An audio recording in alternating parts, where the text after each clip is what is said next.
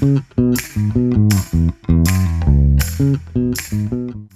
my name is Arina. I am 17 years old and I am from Kaunas, Lithuania. Hello, I'm Berend. I'm from the German side of the exchange and I'm 17 years old. Hello, my name is Mathieu. I'm from southwest France. I'm 24 years old. So, experiences of inclusion in my country, I think that one of the biggest example I can say for example, people in wheelchairs, I know a school where there is an elevator so everyone can access anything.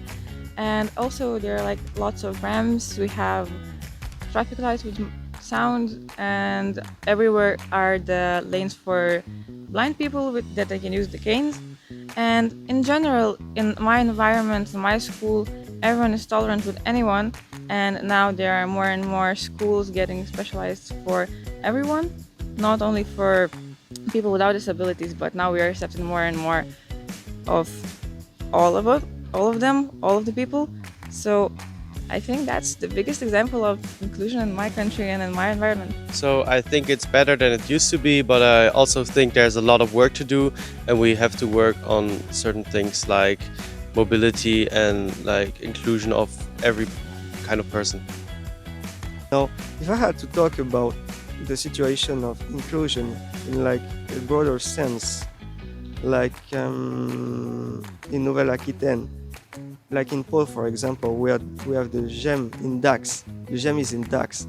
It's the groupe d'entraide mutuelle, the group of mutual help, helping each other, basically.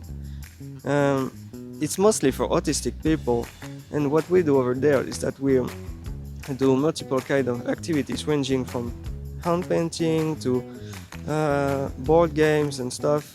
It's pretty nice. Well, the issue with this kind of ventures is that it isn't very profitable, but still some people really need it because they need the human connection that comes with it. Otherwise they would just stay at home.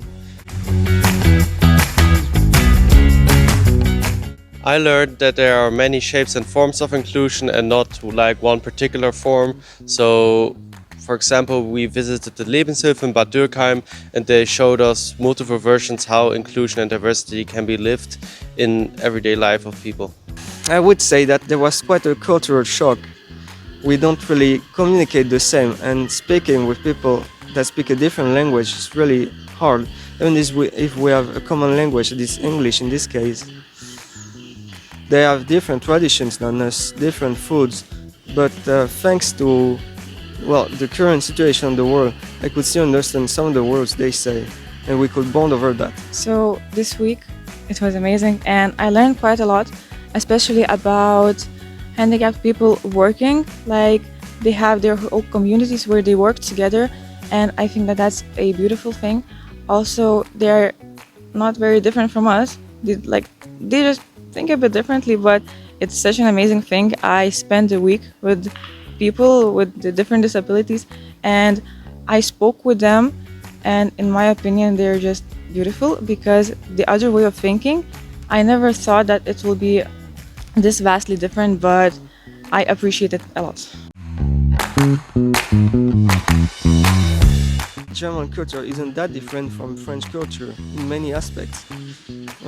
What I did notice though is the difference in architecture mostly. Apart from that, well, I did discover a lot about German location mostly and how the current socio-political situation is in Germany. So I didn't know about the traditional ferias in the south of France, so that's definitely a thing that was new for me, so yeah. Lithuania, it's not a country I really knew about before this week.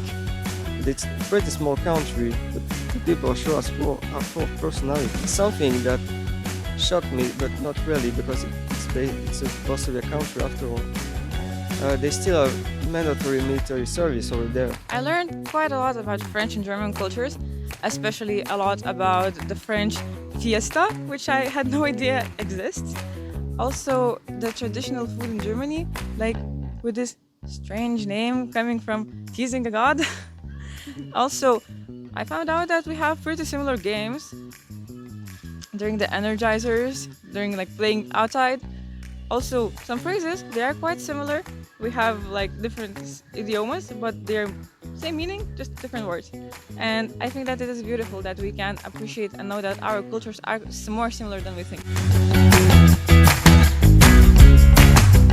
So if there's a new project in the city, you have to always start by, do we exclude someone? How can we include everyone? It's like you have to make it part of the process. If you like create something, every time you create something new in the city, you have to think about inclusion and diversity.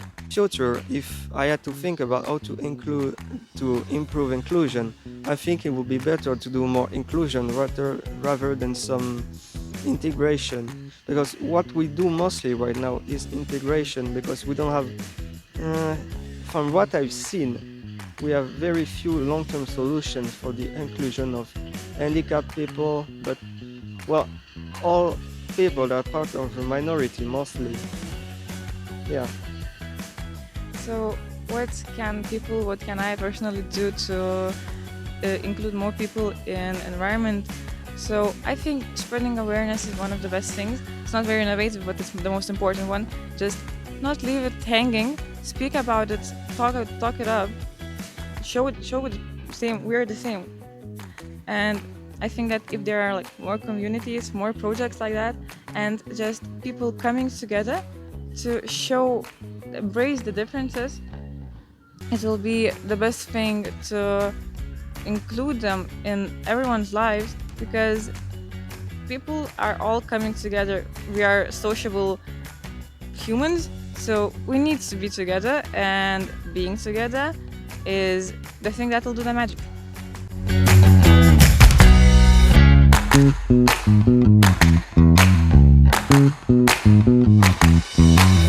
Thank you.